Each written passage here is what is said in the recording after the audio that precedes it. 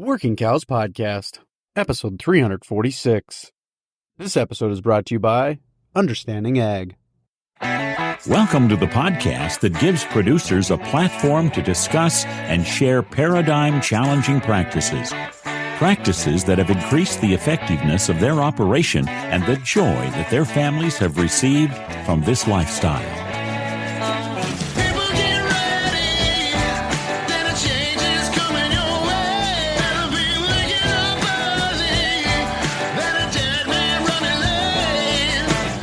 Howdy, everybody. It's Clay Connery, host of the Working Cows Podcast, recorded exclusively in the Understanding Ag studios. And this episode is brought to you by Understanding Ag. You've probably noticed that we frequently feature Understanding Ag's experts on our show. Well, there's a good reason for that. Understanding Ag is the world's premier regenerative and adaptive grazing consulting company, which was created for farmers and ranchers by farmers and ranchers. People who've been there, done that, on their own regenerative farms. Understanding Ag's consultants aren't in the business to sell you costly input solutions. Their sole mission is to help you understand, then grow your profits by applying regenerative principles and practices so you can grow healthier soil, food, farms, and futures, all while reducing input costs. Discover more at www.understandingag.com. You'll be glad you did. That's www.understandingag.com. Very excited to be joined today by Adam Grady. Adam is a guy who has a really interesting background in agriculture and also has been through a very interesting transition over the last few years. And Understanding Ag has played a big part in that transition, and so we're going to talk to him about how that all played together and some of the challenges and benefits and wins and losses and successes and failures and all of those things and the lessons he's learned. And I really appreciate Adam's big picture view of agriculture in America. So Adam, thanks for joining me today on the Working Cows Podcast. Thank you for having me, Clay. You have a unique history with your family farm. Could you tell me a little bit about the history of the farm and about your family? I'll try, Clay. We can trace our heritage back and name 10 generations of our history here.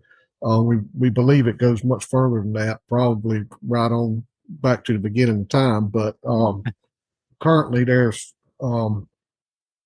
3 generations active in a farming operation. My grandmother on my father's side, she's still a majority landholder in the equation. There's my father and myself. He and I are the two that are actively farming. And then I've got a son that's 12 years old, which comprised the 4th generation.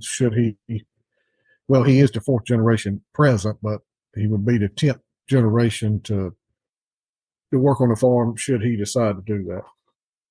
Sure. The 10th one we could name. So what year would that make the first generation? Do you know what year that would be? Back in the mid 1700s is where we can get to as far as with naming it all. And on the same patch of land, is that right? On the same patch of land, yes, sir. Wow. And what has been the nature of the operation throughout those times? So in the majority of the time, Clay, we were primarily a tobacco operation, and real heavily vested in flue-cured tobacco. We also done some row crops, small amount of cattle. We raised hogs for Murphy Farms, which is what is the modern day Smithfield Foods. We raised turkeys for Butterball for 38 years. All in both of those operations were confinement. Prior to that, we raised hogs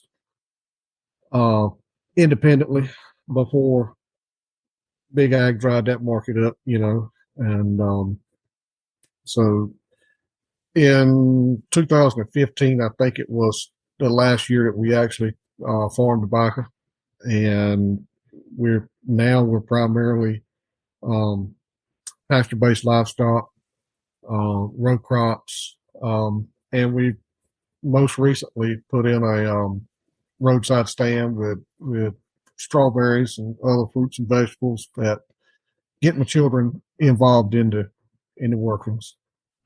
Very, very cool. So you said field cure tobacco, is that right? Flute cure. Food? Flute, just like the flu you get the flu. Okay. Flue. Right. Gotcha. Okay. Sorry. I'm from the north. I don't know what I don't know these terms. Flue cure tobacco is the most widely grown and the highest volume of it. It makes up the interior of a cigar or cigarette. So Yep. And so is that a highly tilled crop typically? very, very much so. Very, very invasive as far as soil health goes. Yep. And so you said that 2015 was the last year that you kind of grew tobacco. Is that is that in connection with the transition to regenerative agriculture? Somewhat. You can't draw a direct line from that to where we are today, but definitely can connect some dots. We were very growing tobacco is very, very invasive, as I said. I mean, you start with breaking the land in the spring, and you cultivate it until you absolutely cannot cultivate it anymore throughout the season. And I literally mean, to the point that you can't a tractor can't physically pass over it. And we started doing some things, not really realizing what we were doing. We started incorporating some cover crops behind that, and then coming back and attempting to no-till the next cash crop into that, whether it would be corn or soybeans, with varying degrees of success. Probably more failures at that than what we did. But we did also transition into no-till on everything else, on all the row crops. Again, without the success that we would like to have had. And from that, we moved into strip tillage. We done some strip tillage, and that kind of that found us the effects that we were looking for without the education that I've got today on what we're doing. We've tried some of everything: full scale tillage, strip tillage, no tillage, and I like to describe what we do today as more of never tillage than anything else. What was kind of what got you interested? What was kind of the initial interest in regenerative agriculture? Well, my story is quite unique, I think. We exited out of the vertically integrated production model in the hogs back in 1999, I think. And I there'd been hogs on this farm, just as far back as we could count people. And we went 6 or 7 years without any hogs whatsoever. And then I just on a whim one day, I decided I wanted some hogs, and the farm had to have hogs. We were a farm without having hogs. So I went off and bought 5 gilts and a boar hog and fenced up a cut over wooded farm that we had bought and put them in there. And one thing led to another. Folks found out I had them, and quickly learned I had a pretty hot commodity. And that kind of morphed into a business where we were direct marketing for. At one time, we had our own delivery truck on the road running a route, and from that, we started gaining attention from various distributors, and which is where I met Alan at. And, I had a distributor contact me and want to do something with pork. They didn't have pork in their portfolio.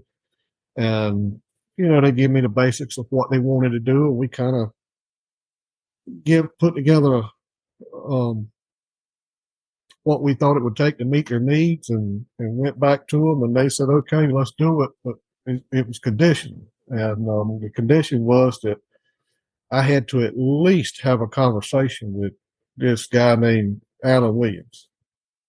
And at that time, I'd never heard of Alan, didn't know anything about Alan. And so, but I agreed. I mean, what's one conversation going to hurt? And so they set it up. And Alan and I think our very first conversation was a phone conversation. And he told me a few things. And I kind of thought that he might be off his rocker. I didn't know it for sure, but I just had that sneaky suspicion.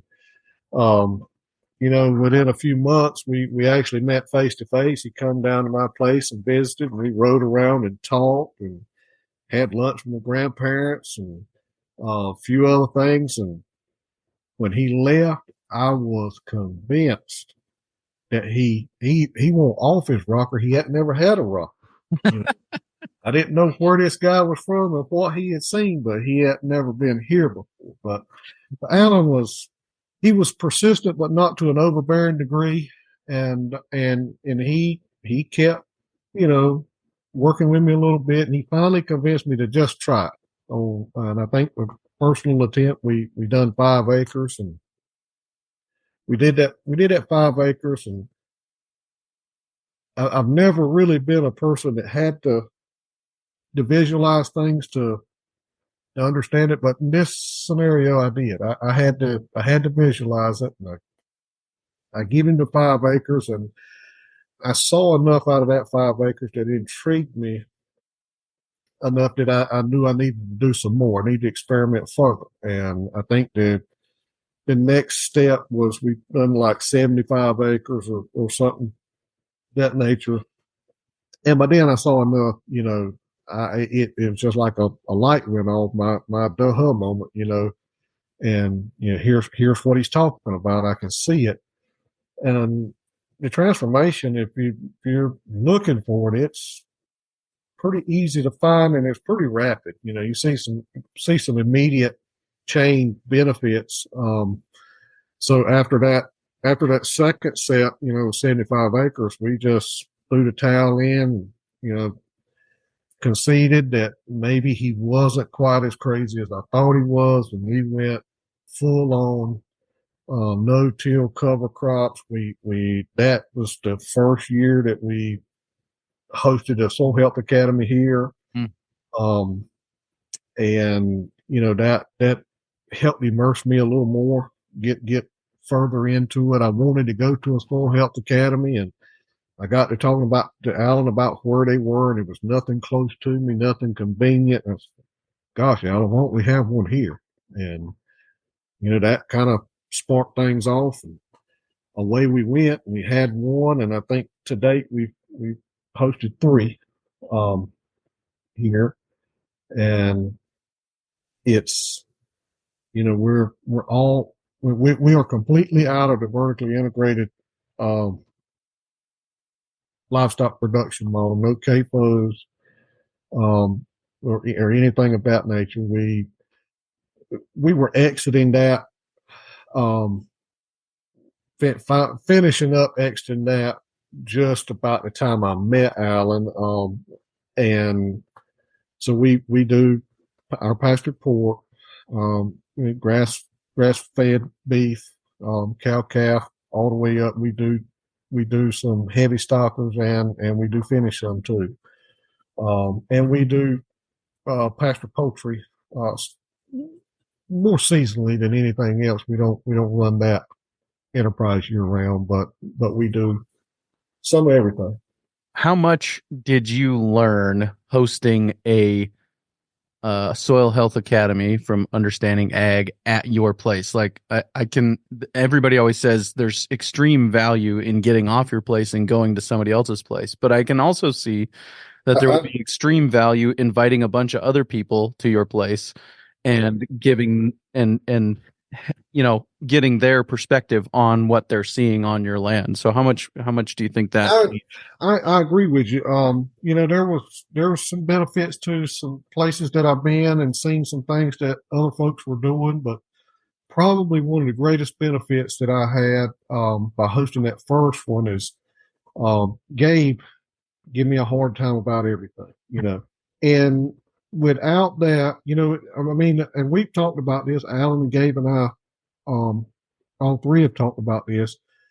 At the end of that Soil Health Academy, Gabe had struck a nerve. He had said some things that after all of the hype got out of here, and I had time to reflect on it. That I kind of took offense to it, and you know, but later that year, um, I had to call up Gabe and say, "Hey, Gabe, you remember we were standing in this spot in this farm, and you were talking about my cover crop, and you made the comment that your biology would consume the biomass that I had there in I don't remember the figure, but it's maybe 3 days or something like that." And I said, when you said that,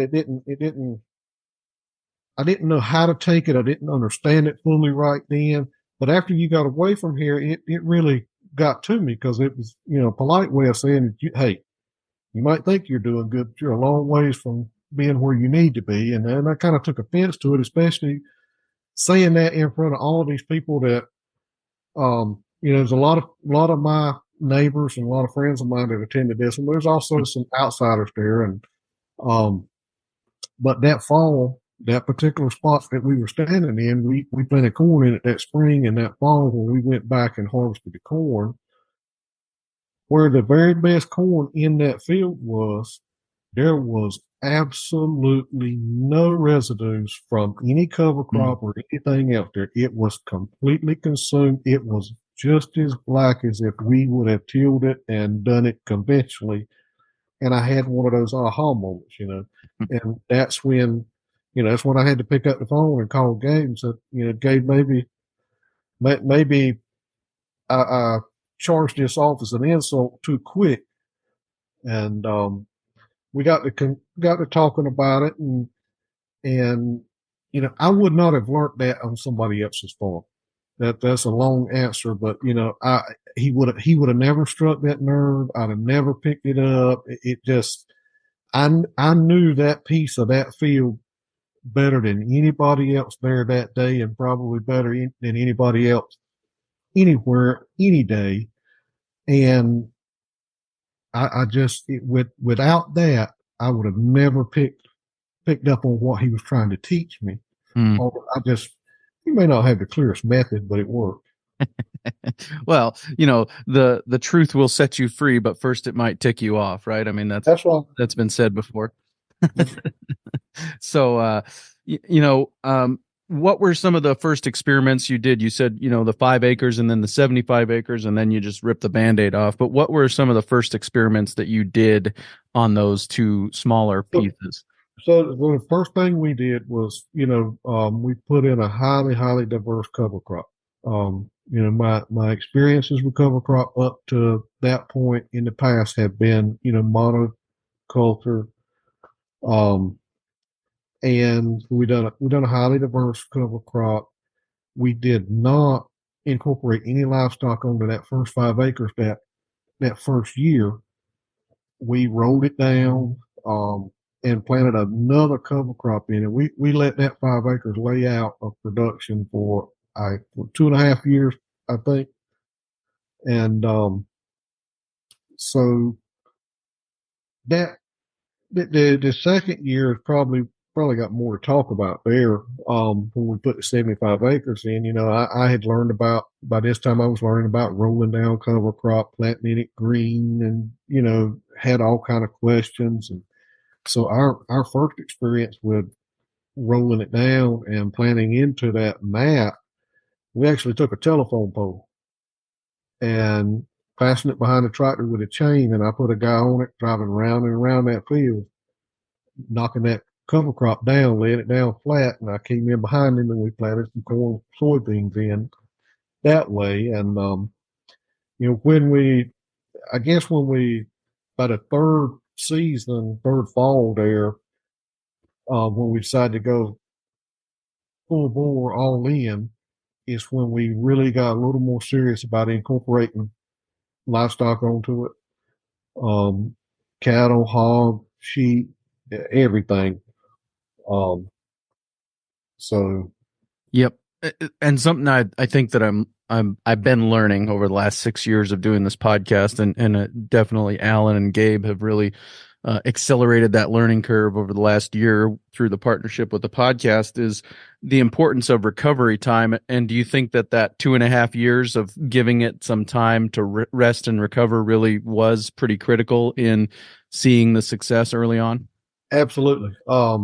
We done some pretty basic measurements before, during, and after, and um, I always revert back to this. We During the time we were doing this, I was in the local soil conservation office one day, and I was waiting on somebody that was supposed to be waiting on me.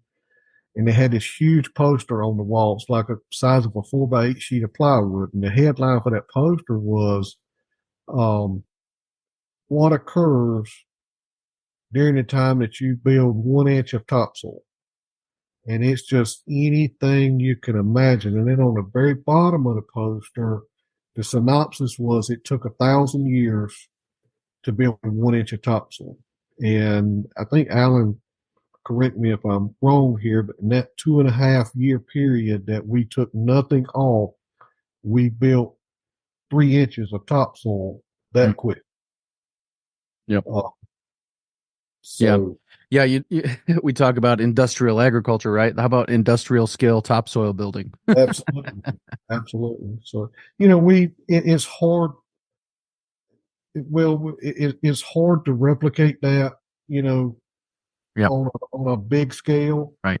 Yep. Because at the end of the day, we do have to produce an income. That's how we are able to stay here. So we can't take the whole farm out of production for 2.5 or 3 years to do that. But we are seeing topsoil building, carbon infiltration, lots and lots of things, benefits that we see. Let's take a quick break and hear a word from our sponsor today, Understanding Ag. We've been fortunate to feature some of the world's leading regenerative ag and adaptive grazing experts on our show, and many of those experts are farmer rancher instructors for the nonprofit Soil Health Academy. This year, you'll have several opportunities to experience and profit from attending one of their remarkable on-farm schools and workshops. Whether you're interested in learning more about diversifying corn and bean rotations to increase profitability, merging multi-species and marketing, grazing on the high plains and in northern environments, regenerative farming, and ranching, or enhancing profits and production in your beef or dairy operation, the Soil Health Academy has a school for you.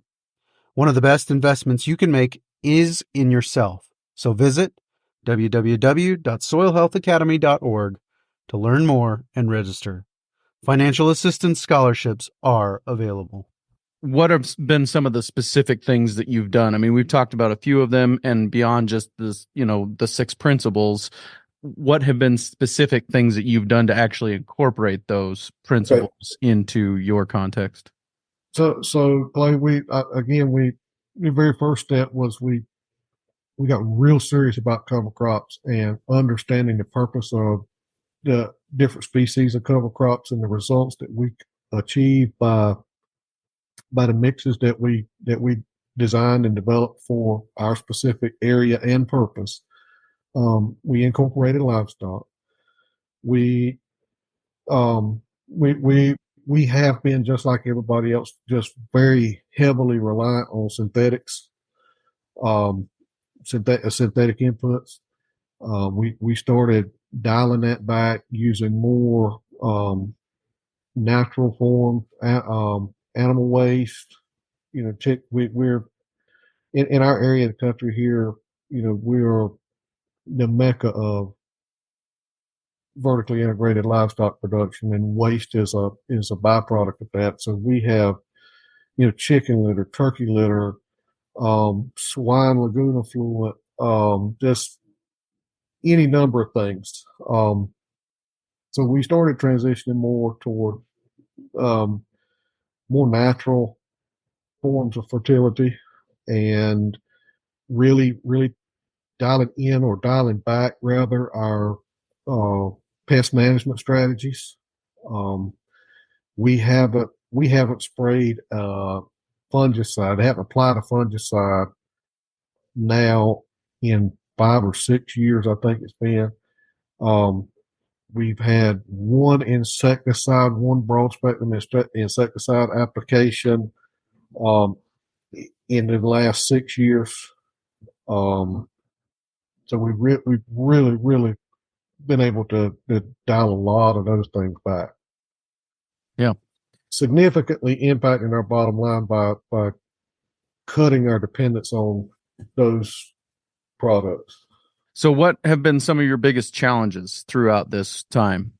During this process, Alan, shortly, just prior to our introduction, we went through a major flooding event here in 2016. I think it was late 2016, early 2017 when Alan and I first met. It was early 2018 when we really got our heads together and started working together. In the fall of 2018, we had a major flooding event here, and that's not a challenge of incorporating these principles. It's just something that we've had to face during this time.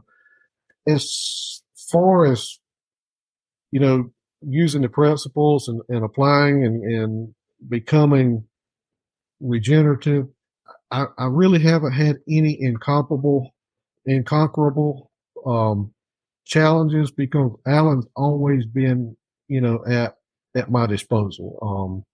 Through our connection with this distribution company that we both were partnered in, um, I've been able to pick up the phone if I had a question, or if I saw something I didn't understand, or if I had an idea. He's been readily available to me, and I can honestly tell you there have been things that I would not have had enough gumption to try without that encouragement from him, without the feedback, being able to bounce ideas off of him. Alan, why wouldn't this work, or why wouldn't this be the same as what we're trying to mimic with cattle here, or just various different things there.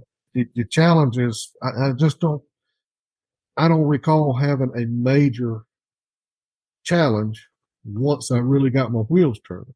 Alan might can remember something, but we were able to talk and plan things out and view results, and I guess one of the things that kind of kept Alan around and kept him intrigued with me is because when I did see something, I want to replicate it. I want to understand why it happens.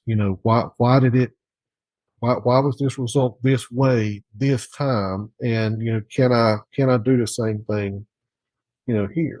And so, like, you talk about, for example, you talk about pulling the telephone pole around behind the tractor, rolling down that cover, planting soybeans and corn into that. Was that successful from a conventional perspective, or was it successful because you could run it through livestock? Was it successful at all? It was successful play. We the challenge that we had, and maybe this is fall back on your previous question just a little bit. The challenge that we had, where we went round and round and round that field instead of running the same pattern that we would have run planting. Every time that we would have to cross a pattern where we had rolled that cover crop down, we realized we didn't have adequate weight to cut through that mat. We had a very, very heavy mat. but it was successful. We did figure it out early on, and were able to change our pattern there and get going the right way. And by the next year, we invested into a true cover crop roller, run guidance on the tractor pulling that, guidance on the tractor planting. So we're always running in the same pattern.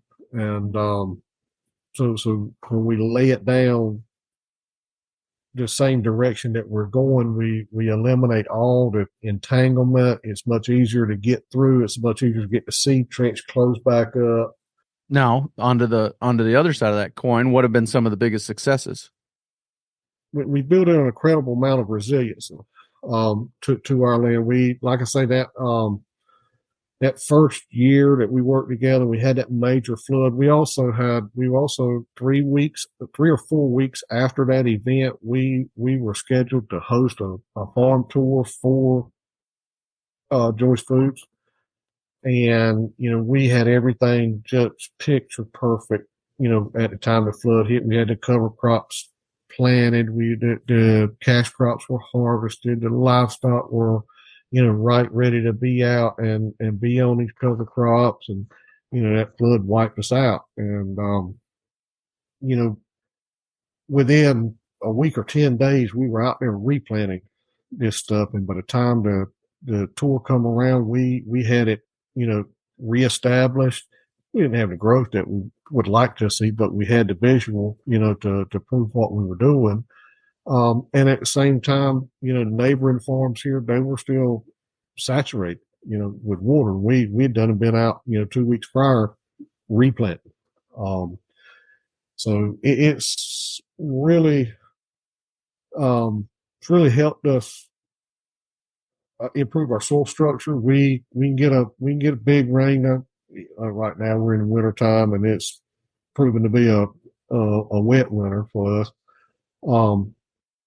But we've had significant rains events just prior to and during the planting season that would knock everybody else out for 10 days, and 3 days we'd be back in the field.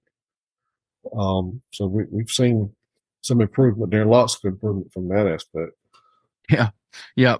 In my country, it's getting water into the ground and holding on to it. That is our biggest challenge. In your country, it's getting water into the ground, but having the ground remain solid enough that you can still go out and accomplish what you're hoping to accomplish on it. And so that is definitely a good description of what we have to deal with. The other thing that we have to deal with is we have very, very light soils. We have water retention problems, more so probably from evaporation and transpiration than leaching out, and that creates a whole nother set of challenges with your nutrient management aspect of things. We not uncommon for us to over fertilize and have it leach away from significant rain events. It's also not uncommon for us to have the fertility there in place, get really hot and dry, and the concentration of that fertility gets too high, and we just melt roots off. We're in a I guess unique area here. Alan has given me the confidence in the past, telling me that hey, you're working with the oldest farmland there is in the country here. Christopher Columbus didn't go to California and start his way back across here and settle on the East Coast after finding the West Coast. It was all found right here. So I guess I can't remember quite that far back. So I guess I'll have to take his word for that. And by that he means it's some of the most tired farmland. It's some land that's it's one of the we're farming sands and subsands, and it's one of the most degraded resources as far as soils that we have in the country, just because it's been in this practice for so long. Yep. Yeah, no, absolutely. What do you believe are the most important things you've learned, and how would you advise somebody else in getting started in regenerative agriculture? One of the things that I've learned is, the sources that we typically source our information from and our education are highly skewed and not always. And the further I go down this road, the more I change my mindset from not always to our benefit, but rarely ever to our benefit. And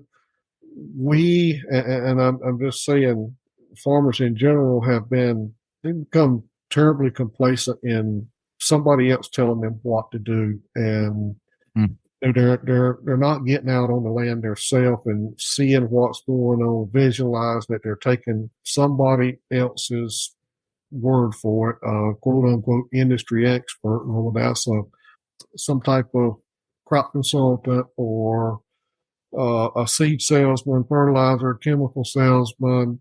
Those guys, they don't have the level of risk in it that the farmer does himself. They're not going to view it the same way that he does. And, that has gone on now for years and years and years to, most of the farmers, many in my area, they don't have the ability to make an educated decision about what they're Mm. visualizing anymore. Yeah. Uh, you know, just Al and I joke about it all the time, but it's really, really true. When I first met Alan, I had a salesman that came by my farm every day, twice a day. Mm.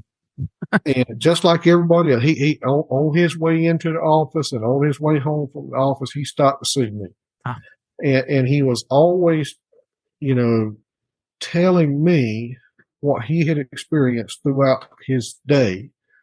And it was always relative to what Joe or John or Jack was doing on their farm. And it didn't matter if it was planting season, harvest season, whatever it was. He was riding from farm to farm to farm, telling what each other was doing. And then in harvest season he'd go back and tell the same thing. And in my area of the country, there had never been a single most impactful invention in the modern day to impact yield in my area was a yield monitor on the combine. Until it came about, there was no such thing as 200 bushel to acre corn in eastern North Carolina. Mm. And now that's all you hear is 200 bushel. And I can tell you, Clay, from my experience, a yield monitor don't make 200 bushel to the acre from one side of the field to the other. Mm. We have very little land that is capable of doing such in this area. But that's all you hear about from the industry experts. That's all the farmers talk about at the store, the cafe, wherever they go. 200, 250 bushel corn. Well, my question is, why doesn't it show up on the county average? Why isn't it showing up on the insurance record? That's the records they're turning into the insurance. Where's this corn at? And it doesn't exist. I said all that to say this: when this salesman is riding by and telling Joe that I'm picking 200 bushel corn this fall, and just because I saw 200 bushels flash on the yield monitor one time, so that made the whole farm do 200 bushels. And then he goes by and tells Jack and John and everybody else. And then next spring, when he came by my place and, we had my herbicide, fertility and seed package, everything put together, and he rides right behind, goes back to Joe's place and, tells Joe, well, Adams just took delivery of this, this, and this. This is what he's planning on doing. Mm. Well, it don't mean that much to Joe at that time, but when he leaves, Joe gets to think about it. He was by here last fall and he said I was picking 200 bushel corn. And by God, if he can do it, I can do it. And so 30 minutes after salesman leaves, salesman gets a phone call and says, hey, bring me this and that and the other, whatever it was to Adam have. If he can do it, I can do it too. And we just, that's the way farming is going, and nobody is making true conscientious decisions about what's visually going on their farm today. Yeah, absolutely. I think that so much of so many of the problems in agriculture today are connected to outsourcing that decision making to somebody else. And another example of that is if you let the accountant make the decisions based on tax avoidance for your farm financially, you're going to end up with a lot of depreciating steel sitting around your area, your farm, because you're just buying new equipment to avoid paying taxes.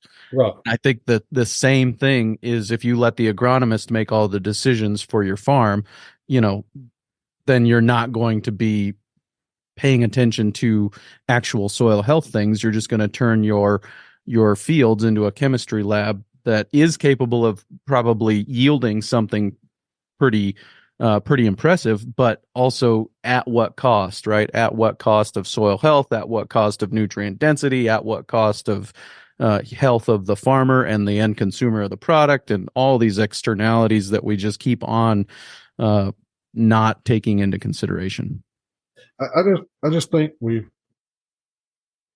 fall guilty of getting our information from the wrong place and using the wrong advice to make sound, conscientious, viable decisions. On my operation today, and 7, 8 years ago, this was not the case. But on my operation today, only folks that sharing the risk help me make decisions on what we're going to do.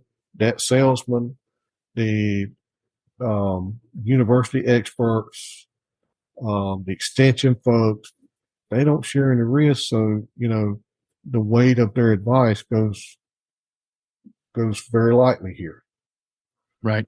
Yep. And again, commodity agriculture at the end of the day ends up being a break even at best proposition, right? In a lot of places in the country, even if you're having high yields in the 200 plus range, you're still looking at an economic or even a financial loss in those places, because the cost of getting that, what the inputs and the inputting, what that cost you ends up eating up all of that. But nobody goes to the coffee shop and talks about that. They just take their little trophy for county yield average down to the coffee shop and talk about that. And they don't talk about what the actual profits were or losses were involved in accomplishing that.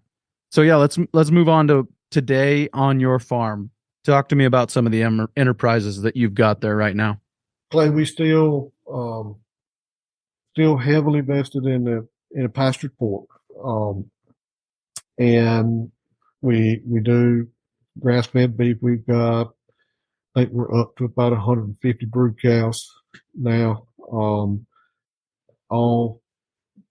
cow that cow calf on that side. We stocker some cattle for a company that deals with grass fed beef, and we also finish some for a second company there. We still do the pastured poultry seasonally. We are still running our conventional row crop. I say conventional. We're our regenerative row crop venture. We don't have currently. We don't have a market in our area that we can benefit from the commodities being regenerative. But that doesn't stop us from producing them that way. We use a fair amount of our own grain in our own hog enterprise, um, and the rest of it we market, through conventional means. The elevators don't know what they're getting, as far as that's concerned. We hope one day there'll be some. It'll get around, and we'll have the opportunity to market what we're actually producing. We've still been able to, in that, we've still been able to continually increase our yield, at least, to the same degree that everybody else has. But we're lower in cost per unit of production there. And I touched briefly before a few years ago, 3 or 4 years ago, I got thinking about. I was raised on a tobacco farm, just like I told you. There's a lot of intensive labor and management in the cultivation of tobacco, and that's where I learned early on how to work and the value of work, and some common sense came along with that, lots of experience, and without that enterprise being present in our operation today, I didn't have the same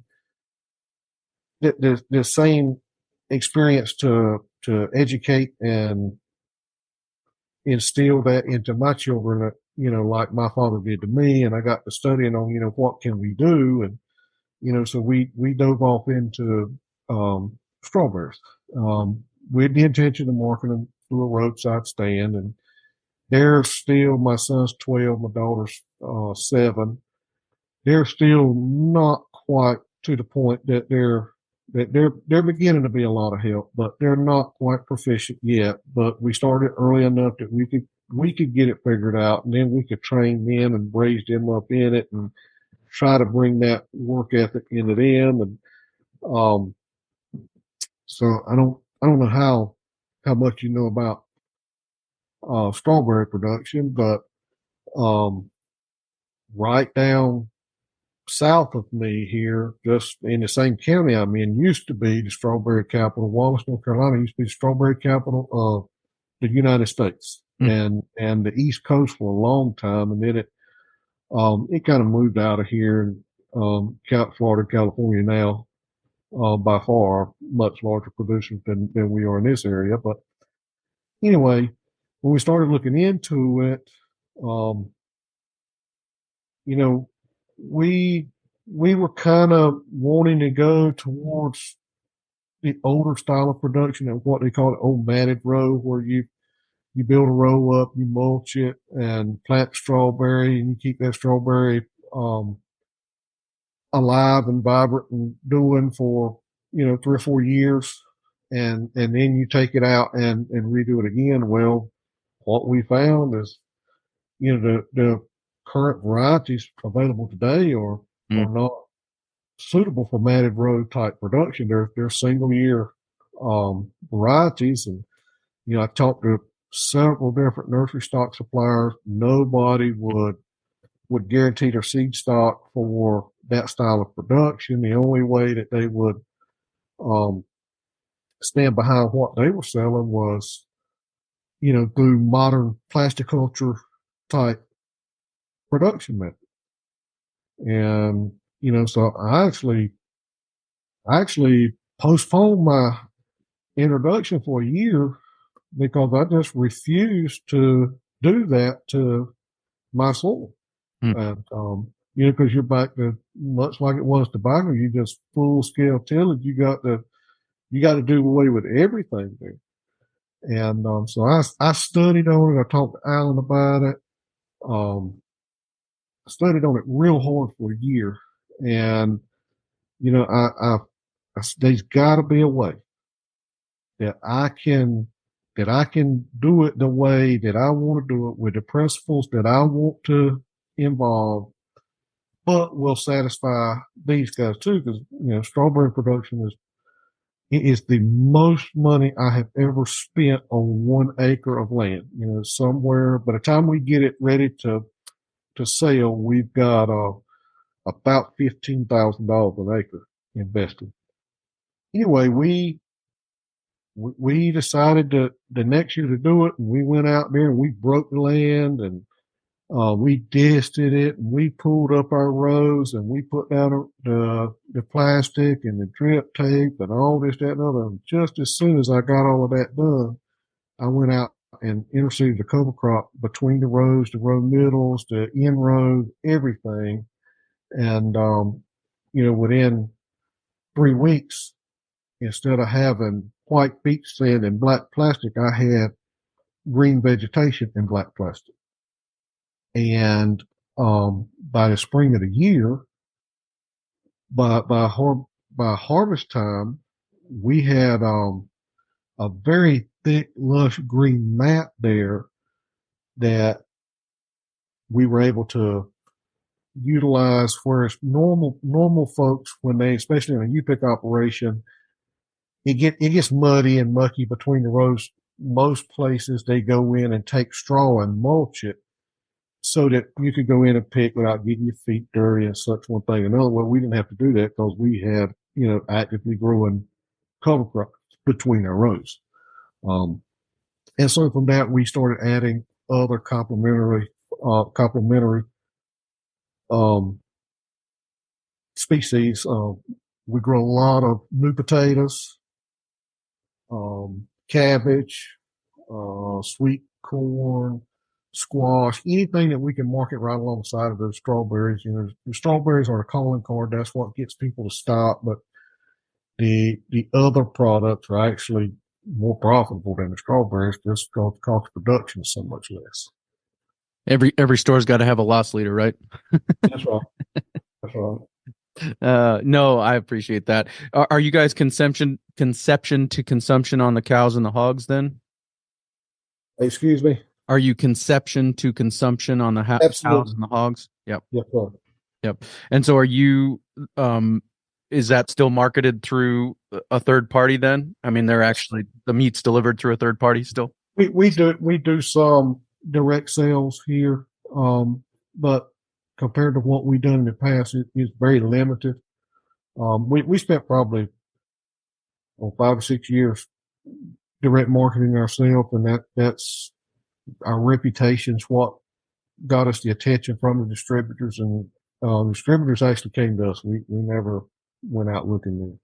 Right now, there's some major things happening in North Carolina directly impacting farmers. Can you tell us about those and how you believe it will impact farmers in your area? So, again, I mentioned to you earlier that, we're probably in the heaviest populated area of vertically integrated livestock production that there is in the country. And I really, until I met Alan and started doing a little traveling around and seeing some other places, I really didn't know how heavily populated it was here. And I didn't realize how wealthy it had made this area. You get out of this area and into other areas of agriculture, they get poor quick, especially in the Southeast. But, I got to tell you this, the first banker that I sat down with when I was right out of high school, 18 years old, she told me, and I didn't have a good understanding of what she was trying to tell me, but she said, Adam, the hog, turkey, and chicken folks, meaning the vertically integrated livestock folks, they've made millionaires out of folks that are otherwise capable. And, at 18 years old, that didn't mean anything to me, but I see it today. I can see it over and over and over. And, what we got going on here today is, a few years ago, Chinese came in and bought a majority of Smithfield, ownership, and everything went along pretty good, during that, early transition, but there's some changes going on now. They're cutting a lot of production. They've cut, somewhere between 10 and 15,000 sows just in my little community here. Which, that's 250,000 finish hogs, by anybody's math a year. They're, putting people out of business. And the sad part about this thing is, one guy I know in particular, his farm's, 35 years old. And when they cut him off, he actually owed more on the farm than it cost to build,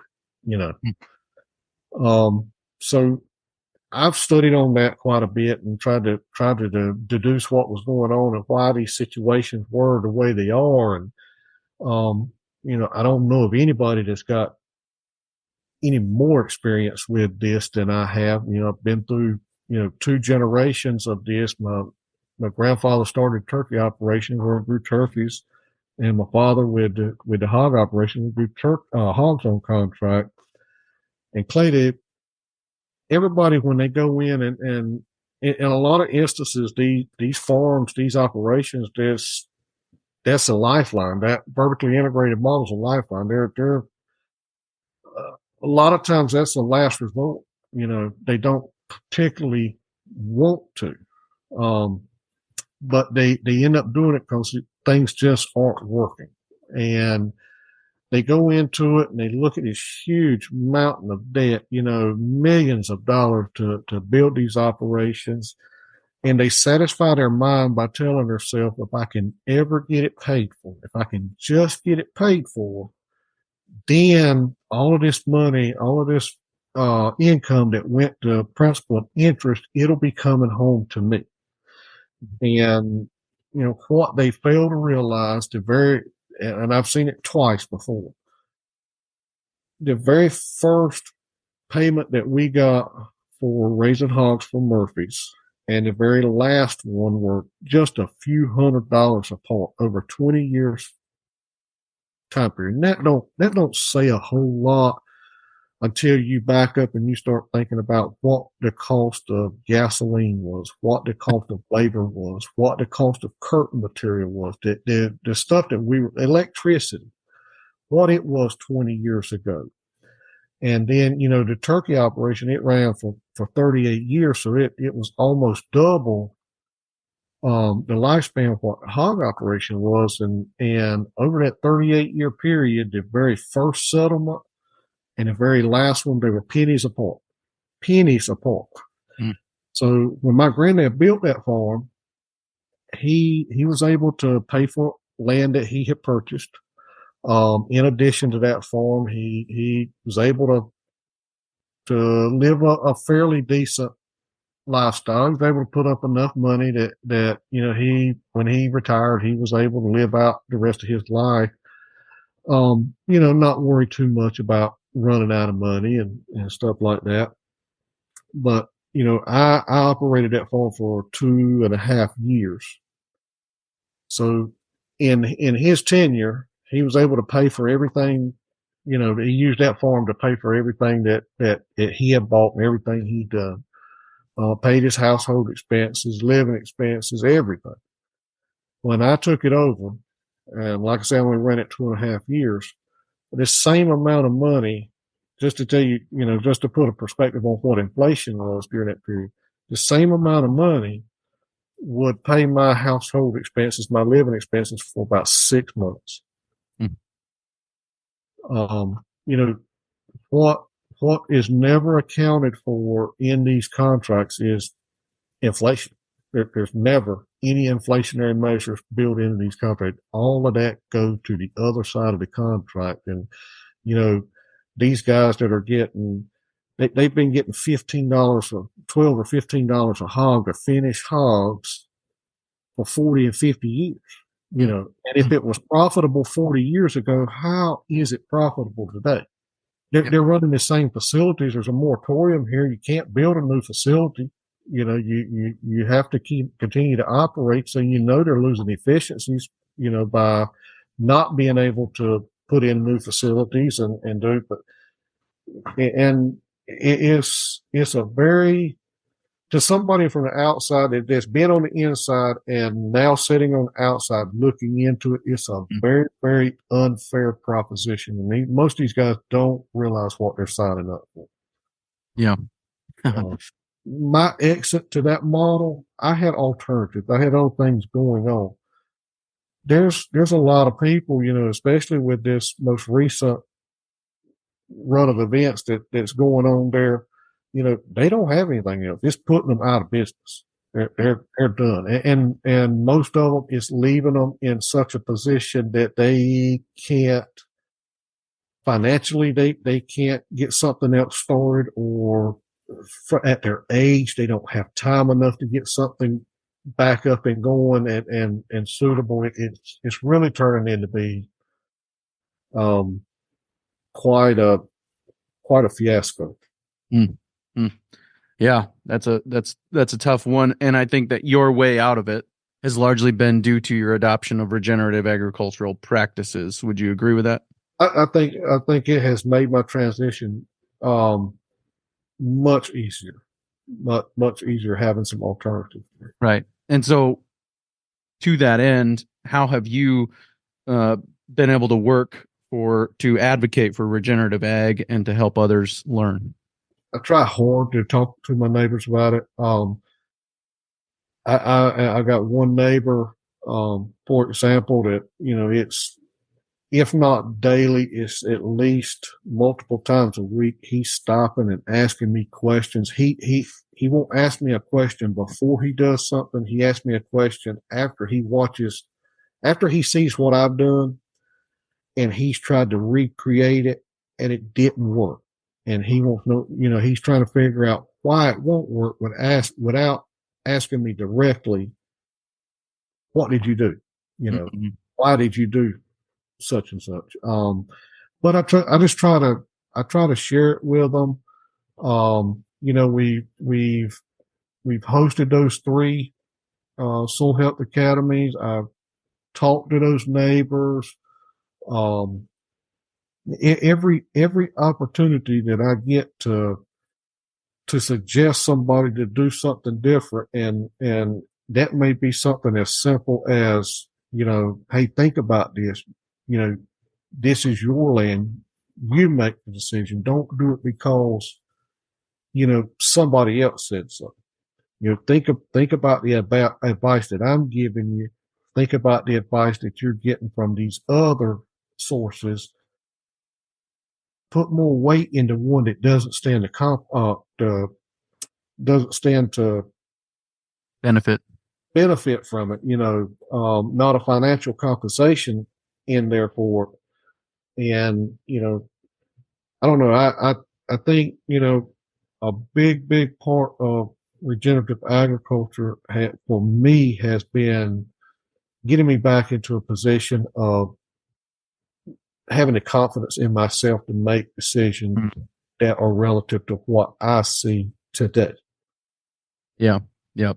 One of my favorite quotes of all time is the best fertilizer a farmer can add to his field. And I don't know if this is original with Logan Privino, but the best fertilizer a farmer can add to his field is his shadow. Yep. Nobody should know better than you what is right for your place. Now, sometimes somebody needs to come in and poke you in the chest or pop your bubble, and like Gabe did for you, Right. but at the end of the day, you should be the ultimate authority, not the agronomist, not the vet, not XYZ expert, but you, right? But that takes a long time of changing the way you observe, Well, and the way you look at things. It took a long time for us to get that complacent, to be that reliant on somebody else. Yeah. Well, generations, and we can't undo generations worth of poor thinking, reductionist thinking, without some pain probably. But I think it can be undone in one generation, or, less than a generation, but it's going to take you're going to have to be willing to do some uncomfortable things to get through that. Yeah, absolutely. So what concerns you most about this current state of agriculture? The biggest concerning factor, again, Clay, is the inability of the farmer to make a decision himself. And that doesn't matter whether we're talking row crop agriculture, livestock. If you're relying on someone to give you advice or make a decision for you that has no risk in the proposition, then the wrong person is making the decision, in my opinion. Yeah. And that's saying something. We've talked about Chinese ownership of food production here today, and still the lack of ability for the farmer to make his own decision is the top. And I agree with you, honestly, because, as a wise person once said, if you want to change small things, change the way you do things. If you want to change big things, change the way you see things, and that was obviously Gabe Brown. So, that here to tell you how reliant we are on that, Clay. That neighbor that we spoke about that peeks around the corner and tries to watch what I'm doing, tries to recreate it, and then doesn't understand why it works. He's not a uneducated man. He's not a not smart man. But he's told me more than one time. Eastern North Carolina has not conventionally been a big beef cattle production area. That has come in as a result from some other livestock being here and utilization of the waste and growing grass and all that good stuff. But he's told me more than one time that what the cattle industry in our area is missing is that man riding around on that little white truck coming by about every week or 10 days telling you what you need to do.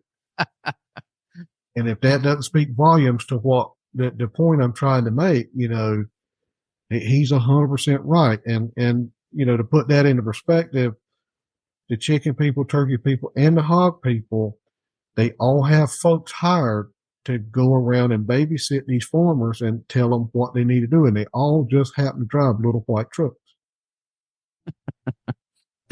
You said a mouthful there, Adam. Wow. Yep. So what most excites you about the future of agriculture? Everything about me excites agriculture. When I took those glasses off that everybody else is looking through and I put my glasses on, you know, there's potential everywhere I look. And, we've become, we're steadily becoming, increasingly resilient.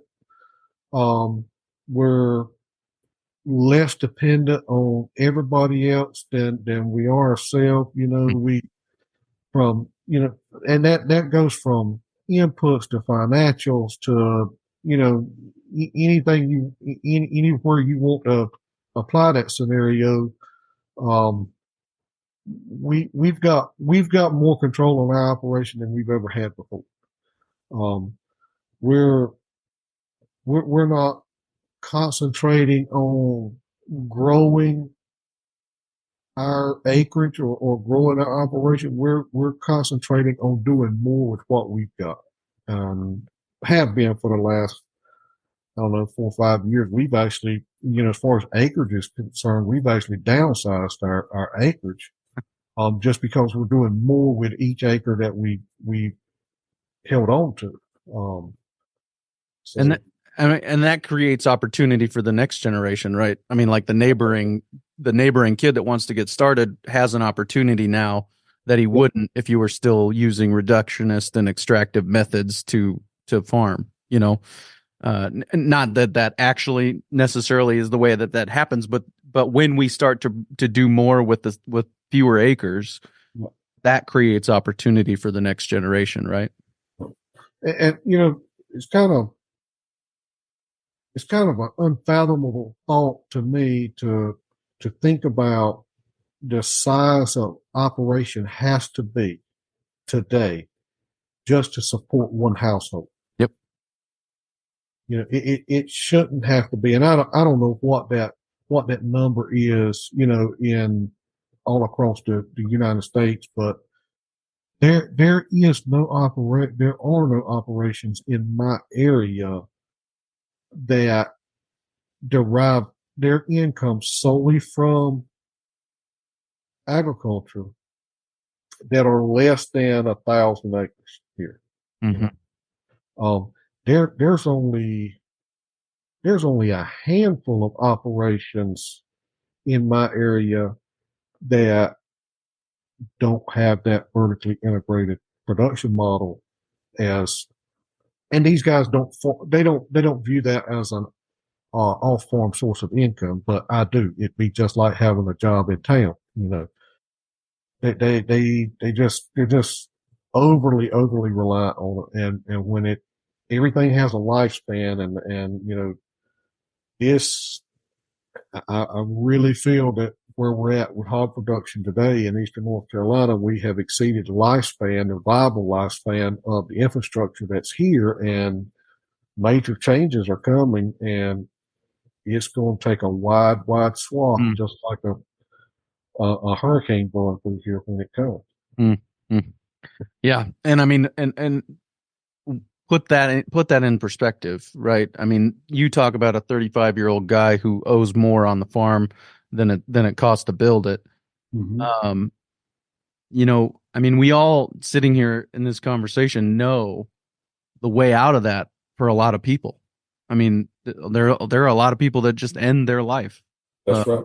voluntarily because that's the corner they find themselves painted into. So, I mean, that's the weight of this conversation, and that's the crisis that we're facing.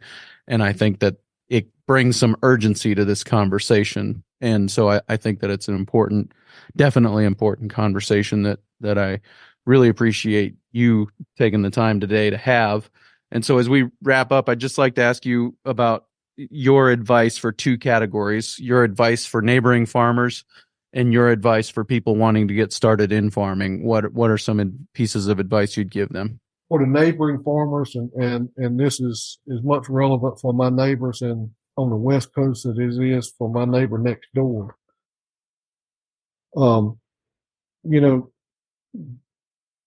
do something to regain control of your operation. Whether it, journey down this path of regenerative, that was the facilitator for me to regain a lot of the control back here. But just do something, to get back in control.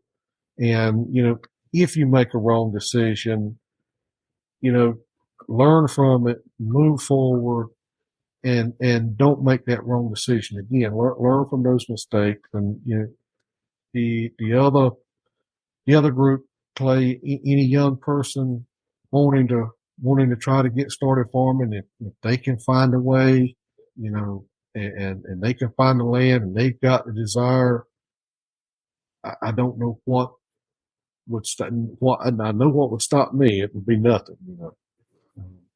Yep. I, I think that to your point earlier in this conversation, though, we can't really undersell the value of a mentor, right? I mean, like you had Alan there giving you the boldness to make those changes, and you had the ability to call Alan and say, why didn't this work, or what should I know before I try this? And I think that those mentorship relationships are really important. I think that there's lots of great organizations in every state that can really help you find those mentors. And if you can't find one in your state, the one of the values of the internet is that it opens up this world of opportunity to go and find mentors that don't live very close to you. And so I think that's an important one too. The folks with Understanding Ag and Soil Health Academy, Alan is the one I've worked most closely with for the longest period of time, but every one of them are equally share in the ability to be a good mentor and highly professional. He's there's just so many things that he's opened my eyes to, but the reality of what was going on right in front of my face has been the one biggest eye-opening moment that we've had. All of the craziness early on was, at the time I didn't understand context, and all of those things he was talking about doing, I had to put them in a proper context. And once I got to where I understood context and how to apply that to my operation, that's when things began to make sense. That's the context is the part that I spoke to you earlier about that I could not visualize. Or I had to visualize to see it. Mm-hmm. Mm-hmm. Yeah, and as I've had a relationship with Understanding Ag over the last year or so, on a deeper level, anyways, and gotten to kind of peek behind the curtain a little bit, the amount of consulting that they do on a regular basis for people who just go to the website and sign up for a conversation with them. The amount of consulting that the whole team does is remarkable, and I think a big part of helping those young people and everybody really have the ability to have the boldness to make that change and get some advice on the front end of it. So, yep. Very important. Well, Adam, I really appreciate your time today. Thank you so much for joining me. Anything I can put up in the show notes page as far as ways that people can find you online and hear more about what you're up to? We do have a Facebook page, Dark Branch Farms, on Facebook. We all, that's Dark Branch Farms at gmail.com. You can contact us through there, if they need to, want to. Okay, very good. Well, thank you so much, Adam, for your time today. I really appreciate it. Very good stuff there with Adam Boyd, and really appreciate, again, his perspective, just the way he thinks about these things, and the way he was able to communicate some of his thoughts was very, very helpful and practical.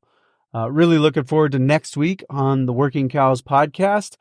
Some of you maybe have been paying attention to the social media feed and know maybe who's coming up, but let's just make it a surprise. So we'll see you again real soon with another episode of the Working Cows podcast. We invite you to visit workingcows.net to subscribe to the show via iTunes or Stitcher. You'll also find detailed show notes pages, resources from our guests, and the industry leaders who have influenced them. For more ideas on putting your cows to work for you in a more profitable way, tune in next week.